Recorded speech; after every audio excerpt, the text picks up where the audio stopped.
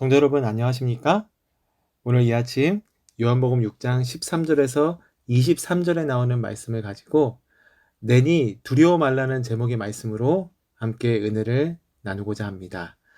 요한복음 6장 13절에서 23절이 오늘 본문인데요. 17절부터 20절의 말씀을 읽겠습니다. 배를 타고 바다를 건너 가버나움으로 가는데 이미 어두웠고 예수는 아직 그들에게 오시지 아니하셨더니 큰 바람이 불어 파도가 일어나더라. 제자들이 노를 저어 10여리쯤 가다가 예수께서 바다 위로 걸어 배에 가까이 오심을 보고 두려워하거늘 이르시되 내니 두려워하지 말라 하신대. 오늘 우리가 함께 나눌 요한복음 6장의 말씀은 예수님께서 물 위를 걸으시고 풍랑을 잔잔케 하시는 표적입니다. 특별히 요한복음 6장에 나타나는 표적, 어제 나누었던 오병이어와 오늘 본문에 나오는 바다를 걸으셨던 이 사건은 출애굽 사건을 통해서 하나님께서 베푸신 놀라운 기적들과 공통점이 있습니다. 시기적으로는 6월절입니다. 그리고 광야에서 모세가 40년 동안 만나를 먹인 사건을 예수님은 벳세다 광야에서 빈들에서 오병이어의 기적을 통해서 재현하셨습니다. 그리고 오늘 요한복음 6장에 바다를 육지처럼 걸어서 지나간 것이나 또 바람과 파도를 다스려서 안전하게 목적지에 도달하게 하신 것은 홍해를 갈라서 이스라엘 백성들을 안전하게 인도하신 사건을 재현한 것이라고 할 수 있습니다. 예수님께서 광야에서 행하신 오병이어의 기적을 통해서 배불리 먹었던 사람들은 너무나 행복했습니다. 그런데 그곳에서 엉뚱한 일이 벌어지고 말았습니다. 이 사람들에게 원하는 대로 배불리 먹게 해줬더니 많은 무리들이 예수님을 자신들의 왕으로 삼으려고 하는 것입니다. 무리들의 관심은 영적인 것에 있었던 것이 아니라 육적인 세상에 있었던 것입니다. 경제적으로, 정치적으로 어렵고 힘든 상황에서 자기들의 삶을 평안하게 책임져 줄 수 있는 사람을 왕으로 삼아서 자기들 곁에 두기를 원했던 것입니다. 로마의 지배하에 있었던 이스라엘 백성들은 메시아가 나타나면 이러한 고통으로부터 해방시켜 줄 것이라고 하는 간절한 열망이 있었기 때문에 어찌 보면 당연한 일이었을지도 모르겠습니다. 그런데 그들의 기대와는 달리 예수님이 거기에 반응을 보이지 않는다는 것입니다. 왜냐하면 예수님은 다니엘서에 예언된 것처럼 육신의 왕이 아니라 온 인류의 죄짐을 지시고 생명을 구원하실 구세주로 이 땅에 오셨기 때문입니다. 그래서 여러분, 예수님은요, 자신을 왕으로 삼으려는 그릇된 욕망을 가진 무리들 때문에 분주하게 움직이셨어요. 그리고 무리들을 흩으실 뿐만 아니라 제자들 또한 무리처럼 예수님에 관해서 쓸데없는 생각을 갖지 않도록 하기 위해서 먼저 제자들을 배에 태워서 보냈습니다. 시대의 소망 380페이지에 이렇게 기록하고 있습니다. 이와 같이 억측하다가 마침내 제자들은 심한 영적 흑암에 빠지게 되었다. 바리새인들이 주장하는 대로 예수님은 사기꾼이 아닐까 하고 그들은 의심하였다. 제자들의 생각은 격동하고 분별력이 없었으므로 주께서는 그들의 심령을 괴롭게 하고 그들의 마음을 차지할 다른 어떤 것들을 그들에게 주셨다. 하나님께서는 사람들이 무거운 부담과 근심을 자초할 때에는 때때로 이렇게 하신다. 여러분, 여기 보면 일반 백성들과 마찬가지로 제자들도 예수님이 왕이 되면 자기들이 나는 예수님의 가장 가까이 있었으니까 총리를 하고 너는 장관을 하고 그런 생각들, 그런 잘못된 생각들을 하면서 예수님의 원래 온 목적들을 잊어버리기 시작한 것입니다. 그래서 그런 것들 때문에 억측하다가 마침내 제자들이 영적인 심한 암흑에 빠졌다라고 말하는 것입니다. 그래서 예수님은 제자들의 그 잘못된 억측을 잊게 하기 위해서 그들의 심령을 괴롭게 하고 그들의 마음을 차지할 다른 어떤 것들을 채워주시기 위해서 그것이 바로 오늘 요한복음 6장에 나오는 성난 풍랑이었던 것입니다. 마태복음 14장 24절에 보면 바람이 거슬러 불어왔기 때문에 제자들이 탔던 배가 풍랑에 몹시 시달리게 되었다라고 기록을 하고 있어요. 그러나 제자들은 자기들의 힘으로 목적지에 가기 위해서 노를 젓고 대단히 애를 썼습니다. 제자들의 항해는 어두움과 바람과 파도로 인한 고난의 항해였습니다. 그런데 여러분, 오늘 요한은요, 제자들이 이런 어려움을 겪고 있는 이유를 무엇이라고 설명하고 있는가 하면, 오늘 본문 17절에 보면 예수는 아직 그들에게 오시지 아니하셨더니 그랬거든요. 그러니까 예수님께서 아직 그들과 함께 하시지 않았기 때문에, 오시지 않았기 때문에 그러한 고난을 맞이하게 되었다라고 하는 것입니다. 여러분, 인생의 바다에는 언제나 고난의 바람이 불고 고통의 파도가 치게 마련입니다. 우리가 인생에 살다 보면 질병에 시달리고 사람에 시달리고 여러 가지 문제로 인해 시달릴 때가 있습니다. 주님의 말씀을 따라 살려고 할지라도 고난을 당하고 방향을 잃고 헤매는 경우가 있습니다.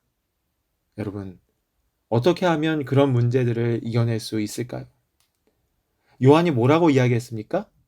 예수는 아직 그들에게 오시지 아니하셨더니. 예수님께서 배에 계시지 않는다는 것은 바꾸어 말하면 주님이 계셨다면 문제가 해결될 수 있다는 뜻입니다. 그러므로 사랑하는 여러분, 오늘 우리 주님이 우리의 삶의 구체적인 영역과 모든 순간마다 함께 할 수 있도록 간구하시는 여러분과 제가 되기를 간절히 바랍니다. 여러분의 삶 가운데, 여러분들이 있는 곳에서 때때로 잠 못 이룰 만큼 힘든 고민들이 있고 그런 고통들이 있을 때, 무엇을 어떻게 해야 될지 모를 때에 여러분, 주님께서 함께 계시기를 간구하게 되기를 간절히 바랍니다. 왜냐하면 주님이 오늘 우리의 인생의 배에 오르실 때에 놀라운 역사가 일어나기 때문입니다.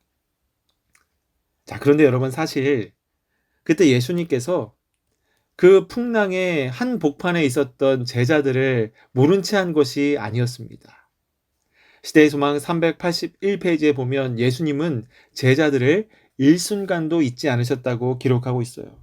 잠깐만 읽어볼까요? 예수께서는 그들을 잊지 않으셨다.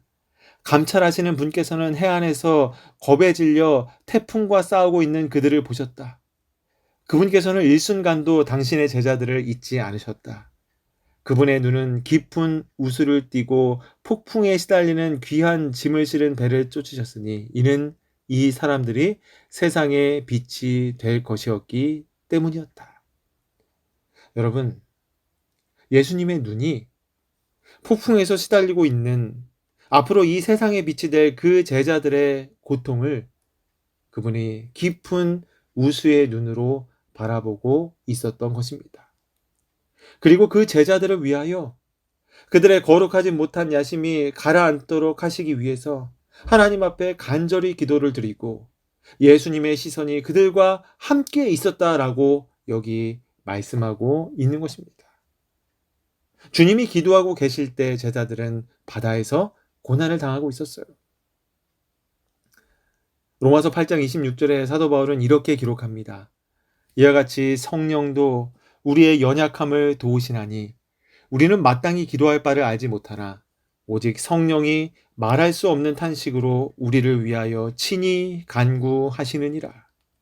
사랑하는 여러분, 우리가 인생의 배를 항해하다 보면 때때로 너무나 삶의 문제가 무겁고 힘들어서 내가 무엇을 위하여 기도해야 할지를 알지 못할 때가 있습니다. 혹 오늘 이 아침 함께하고 있는 우리들에게도 있을지 모릅니다. 아무리 내가 해결하려고 노력하지만 어떻게 할 수 없는 무엇을 위하여 기도할지 모르는 그런 절망의 순간에 무릎을 꿇지만 감히 내 입에서 무언가를 말할 수 없는 그러한 막막한 순간에 여러분, 여기 우리를 대신하여 우리가 무엇을 구해야 할지 못할 때에 성령 하나님이 말할 수 없는 탄식으로 우리들을 위하여 친히 간구하시는 하나님이 오늘 제자들의 풍랑 가운데 그들을 위하여 우수의 눈빛으로 보시고 기도하셨던 우리 주님임을 여러분 꼭 기억하면서 살아가기를 간절히 바랍니다.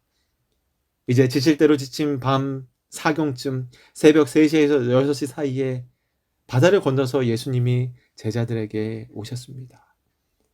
이른 새벽이기 때문에 컴컴해서 제대로 보일 리가 없습니다. 그런데 저편에서 무언가 알 수 없는 그 정체가 다가오고 있는 것입니다. 한 번도 제자들은 그런 모습을 본 적이 없었기 때문에 바다 위에 무언가 걸어오는 모습을 보고 위령으로 착각해서 무서워서 소리를 지릅니다. 그런데 예수님이 풍랑이 일어난 갈릴리 바다를 걸어오시는 것입니다. 그리고 요한복음의 표적의 목적인 물 위를 걸어오는 사건을 통해서 예수님이 누구신지를 보여주고 있는 것입니다. 그리고 예수님께서 제자들이 타고 있는 배에 오셔서 두려워하는 제자들에게 이렇게 말씀을 하시죠. 내니 두려워 말라. 이 말씀을 듣는 순간 제자들은 두려움이 기쁨과 안도로 바뀌기 시작합니다. 주님은 두려워 떨고 있는 제자들에게 내니 두려워 말라. 얘들아, 내가 왔다. 창세기에 보면 죄로 말미암아 두려워 떨고 있던 아담과 하와에게 주님께서 친근한 언어로 찾아가셨죠. 아담아, 어디 있느냐? 내가 왔다. 두려워하지 말아라. 여러분, 인생의 황해의 가정에서 폭풍의 한가운데 배는 침몰해 가고 물은 들어오고 아무리 노를 저어도 좀처럼 나아가지 못할 때가 있습니다. 불안한 현실과 유동치는 환경과 불확실한 미래가 우리를 엄습할 때가 있습니다. 그럴 때에 그 문제에 집중하기보다는 우리들의 삶을 아시고 우수에 젖은 눈빛으로 바라보시며 우리들을 위하여 기도하시고 내니 두려워 말라라고 말씀하시는 예수님께 우리들의 시선이 고정되기를 간절히 바랍니다.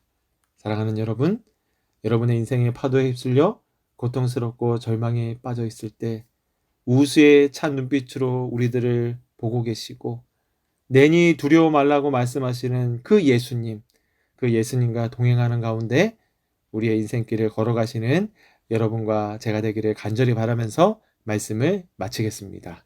기도하겠습니다.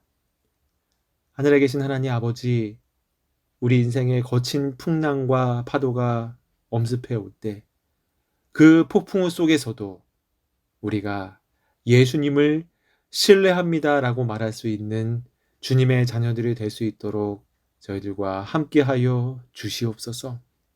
인생의 파도에 휩쓸려 고통과 절망에 빠져 있을 때 우수에 찬 눈빛으로 우리를 바라보시며 내니 두려워 말라라고 말씀하시는 우리 예수님을 꼭 기억하며 살아갈 수 있도록 저희들과 함께하여 주시옵소서. 예수님의 이름으로 기도드리옵나이다. 아멘.